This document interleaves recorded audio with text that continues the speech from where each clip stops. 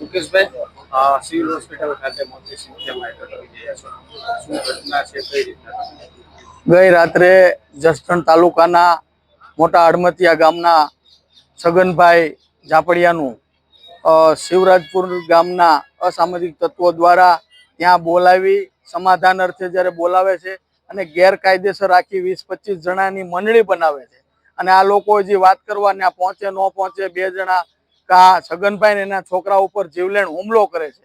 છગનભાઈનું નાન્યન મૃત્યુ થાય છે. એના છોકરાને હાલ અત્યારે રાજકોટ સિવિલમાં સારવાર લઈ રહ્યા છે. તો સમગ્ર કોળી સમાજની અને એના પરિવારજનોની એવી માંગ છે કે આ ઘટનાની અંદર આખી ટોળકી રચના કરી 20-25 જણાને બોલાવી, તમામના હાથમાં કોઈને લાકડીઓ, કોઈના છરી, કોકના બધાના હથિયાર હતા.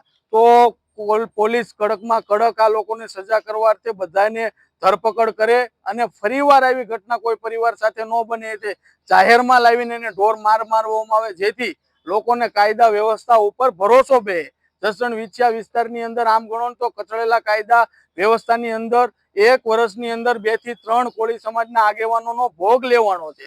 તો અમારી કોળી સમાજના આગેવાન તરીકે પણ માંગણી છે કે કડકમાં કડક સજા થાય ને 25 વ્યક્તિને લઈ આવવામાં આવે અને કડકમાં કડક સજા કરવામાં આવે, જેથી કરીને ફરીવાર આવી ઘટના ન બને.